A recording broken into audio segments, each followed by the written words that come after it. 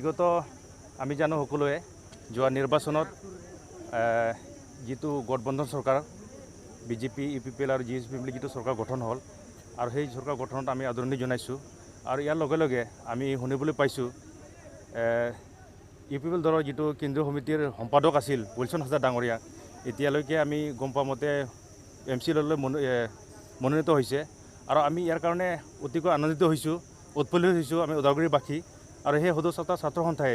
ওদালগুৰি জিলা সমিতিৰ তৰফৰ পৰা আমি দাবী কৰিছোঁ যে অনাগত দিনত অতি শীঘ্ৰে যাতে উইলছন হাজৰা ডাঙৰীয়াক কাৰ্যবাহী সদস্যৰূপে মনোনীত হয় এইখিনি আমাৰ দাবী আছে আৰু আমি আদৰণি জনাইছোঁ মানে চাওতাল জনগোষ্ঠীৰ প্ৰতিনিধি হিচাপে BTC পৰিষদত তেওঁক গভৰ্ণমেণ্ট নমিনেটেড MCLA কৰাৰ কাৰণে আনন্দিত হৈছোঁ হয় আমি চৰকাৰে যিটো মনোনীত প্ৰাৰ্থী দিলে উইলছন হাজৰা ডাঙৰীয়াক পৰিষদীয় আৰু ইয়াৰ লগতে যিটো MCLA যাতে অন্য দিনত আগন্তুক দিনক যাতে EM লৈ কাৰ্যবাহী সদস্য লৈ ৰূপায়ণ কৰে তালৈ আমি দাবী জনাইছোঁ আমি আনন্দ সেইকাৰণে উল্লাস কৰিছোঁ আমি যোৱা বিগত 17 বছৰ কাল আমি যদিও পাইছিলোঁ নিৰ্বাচন ব্যক্তি আছিলে যেনেকৈ আছিলে কেনেকৈ কাম কৰিব লাগিছিলে ছাত্ৰ জনগোষ্ঠী হৈ সেই জনগোষ্ঠীলৈ তেনেকৈ কামৰ কাৰণে আমি একো দেখা নাপালোঁ আৰু সেয়েহে আমি UPPL দলক আমি পূৰ্ণ সমৰ্থন জনাইছিলোঁ আৰু এইখিনি আমাৰ দাবী আছিলে UPPL দলৰ প্ৰমুখ্যে সভাপতিৰ ওচৰত প্ৰমোদ ডাঙৰীয়াৰ ওচৰত আমি দাবী জনাইছিলোঁ যে অনাগত দিনত আমি আপোনালোকক পূৰ্ণভাৱে মুকলিকৈ আমি সমৰ্থন জনাম আমাৰ দাবীসমূহ পূৰণ কৰিব লাগে আমি 40 দফীয়া এখন দাবী আমি স্মাৰকপত্ৰ এখন প্ৰদান কৰিছিলোঁ ইয়াৰ প্ৰথম দাবীটোৱে আছিল আমাৰ অনাগত দিনত UPPL দলৰ চৰকাৰ আহিলে যাতে মুখ্য কাৰ্যবাহী সদস্য আমাক এটা দিব বুলি আমাক আশ্বাস দিছিলে আৰু সেই দাবীটো আমাৰ এতিয়ালৈকে পূৰণ নহ'ল বুলি আমি উল্লাস কৰিছোঁ পোনপ্ৰথমে মই সাংবাদিক বন্ধুসকলক অভিনন্দন জনাইছোঁ দ্বিতীয়তে আমাৰ চাওতাল জনগোষ্ঠীসকলক আজি চৰকাৰ প্ৰতিষ্ঠা কৰাত যথেষ্ট সহযোগ কৰিলে তাৰ কাৰণে মই অভিনন্দন সদৌ চাওতাল ছাত্ৰ সন্থাৰ ফালৰ পৰা অভিনন্দন জ্ঞাপন কৰিছোঁ আমি জানো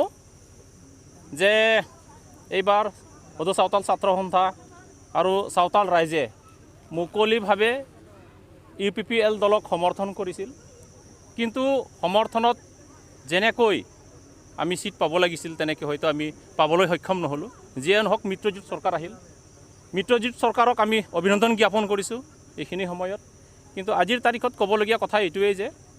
17 বছৰত BPF চৰকাৰ আমাক একো দিব নোৱাৰিলে নাপালে যাৰ কাৰণে আজি অসমৰ চাওতালবিলাক অস্তিত্বৰ ক্ষেত্ৰত সম্পূৰ্ণ মানে আপোনাৰ এইটো কি কয় অস্তিত্বহীন হৈ পৰিছে তেখেতসকলৰ আইডেণ্টিটিৰ ক্ষেত্ৰতে হওক অৰ্থ সামাজিক ক্ষেত্ৰতে হওক বা তেখেতসকলৰ শৈক্ষিক ক্ষেত্ৰতে হওক সকলো ক্ষেত্ৰতে তেখেতসকলক ডমিনেট কৰা হৈছিলে সেইকাৰণে সদৌ চাওতাল ছাত্ৰ সন্থাই দাবী এটা উত্থাপন কৰিছিলে যে যেতিয়া মিত্ৰজোঁট চৰকাৰ আহিব মিত্ৰজোঁট চৰকাৰ আহিলে চাওতাল ফালৰ পৰা এজন নমিনেটেড EM এটা আমাক দিব লাগিব কিন্তু প্ৰথমতে আমি দেখিবলৈ পালোঁ মিত্ৰজোঁট চৰকাৰ হোৱাৰ লগে লগে নমিনেটেড MCLA আমি পালোঁ কথাটো ঠিকেই আমি আনন্দিত কিন্তু কথাটো হ'ল যে ইমান দিনে যিহেতু চাওতাল জনগোষ্ঠী বিগত 17টা বছৰে পিছ পৰি আছে এই চাওতাল জনগোষ্ঠীসকলক পিক আপ কৰিবৰ কাৰণে ইম্প্ৰুভমেণ্টটো আনি দিবৰ কাৰণে বা সঠিক পথত আগুৱাই লৈ যাবৰ কাৰণে সকলো ক্ষেত্ৰত যথেষ্ট নহয় MCLAৰ দ্বাৰা যথেষ্ট নহয় সেয়েহে অসম চৰকাৰ আপোনাৰ ৰাজ্যপাল আৰু প্ৰমোদ বড়ো UPPL দলৰ মুৰব্বী তেখেতকো আমি চাওতাল ছাত্ৰ সন্থাৰ পৰা আৰু সমূহ চাওতাল ৰাইজৰ পৰা আমি তেখেতক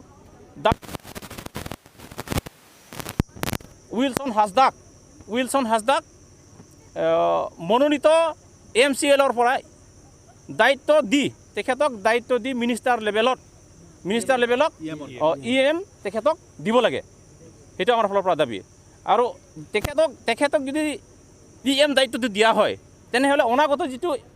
এছেম্বলি ইলেকশ্যন আছে সেই এছেম্বলি ইলেকশ্যনত যথেষ্ট আমি এটা ৰণনীতি তৈয়াৰ কৰিবৰ কাৰণে আমি প্ৰস্তুত হ'ম বুলি আমি মিডিয়াৰ যোগেদি আমি অসমবাসী ৰাইজ লগতে BTCৰ সমূহ চাওতালবাসী ৰাইজক আমি এই মেছেজটো পঠিয়ালোঁ বেলেগ এটা প্ৰশ্ন সুধিলোঁ আপুনি চেণ্ট্ৰেল কমিটিৰ ন হয় আচ্ছা এই এতিয়া লুৰিণজ্যোতি গগৈ আমি চবেই জানো তেওঁ আছুৰ পৰা এতিয়া AJP লৈ গ'ল। AJP লৈ গৈছে। ঠিক এই ক্ষেত্ৰত আপোনালোকৰ কি ক'ব চান্তাল এইখিনিত চাবলগীয়া বা মন কৰিবলৈ এটা কথা আছে যে লুৰিণজ্যোতি গগৈ আজি ছাত্ৰ সন্থা ত্যাগ কৰি পেলাই এটা ৰাজনৈতিক দলত আহিব লাগে, আমি তেখেতক অভিনন্দন জনাইছোঁ। কিন্তু আজিৰ তাৰিখত সদৌ চাওতাল ছাত্ৰ সন্থাৰ লগত আজি তেখেতে আমাৰ লগত বহা নাই, আমি আলোচনা কৰা নাই। গতিকে তেখেতক আমি আশা কৰিছোঁ অনাগত তেখেতক লগ পাম, নিশ্চয় আলোচনা হ'ব আৰু তেখেতৰ লগত আলোচনা হোৱাৰ পিছতে অনাগত দিনত আমি কি সিদ্ধান্ত ল'ম আমি পিছত আপোনালোকক জনাম। তেওঁৰ যিটো বৰ্তমান কা বিৰোধী আন্দোলনকে ধৰি যি ধৰণে তেওঁ ভূমিকা লৈছিল ছাত্ৰ সন্থাত থাকি, এতিয়া তেওঁ সেই যাত্ৰা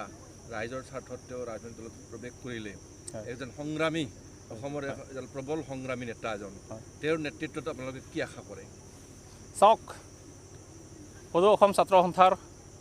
এটা অংগ আমিও হওঁ। গতিকে আমাৰ এজন প্ৰতিনিধি তেখেত যিহেতু ৰাজনৈতিক দলত আহিছে, অনাগত দিনত নিশ্চয় অসমৰ সমূহ ৰাইজৰ কাৰণে ভাল এটা চিন্তাধাৰা কৰিব আৰু সেই স্বাৰ্থত নিশ্চয় আমাৰ আলোচনা হ'ব আৰু আলোচনা হোৱাৰ পিছত আমি সঠিক সিদ্ধান্তত উপনীত হ'ম যে তেখেত আহিল, তেখেতে আজি বিজেপিৰ এগেইনষ্টত যিটো কা আন্দোলন হ'ল বা আইন বলবৎ হ'ল তাৰ প্ৰতি আমিও বিৰোধ কৰিছিলোঁ, আমিও এগেইনষ্ট কৰিছিলোঁ। কিন্তু অসম চৰকাৰে সেই সময়ত অসমবাসী ৰাইজৰ বা চাওতাল ৰাইজৰ সেই যিটো প্ৰতিবাদী কাৰ্যসূচী তাত কিন্তু তেখেতসকলে কোনো ধৰণৰ মানে কি কয় এইটো আপোনাৰ গুৰুত্ব নিদিলে। তাৰ কাৰণে আমি দুখিত। সেয়ে নিশ্চয় আশা আছে, আমি বাৰু আশা কৰিব পাৰে। চাই ল'ম চলৈকে আহিব।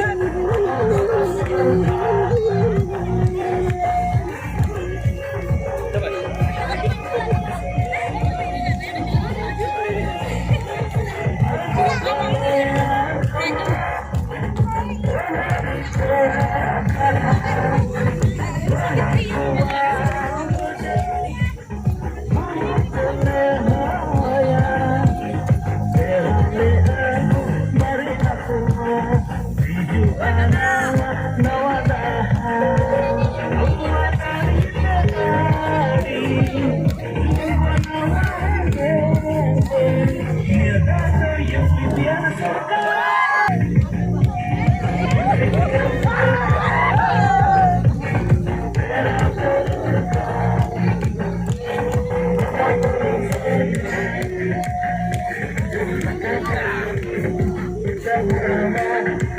I give you some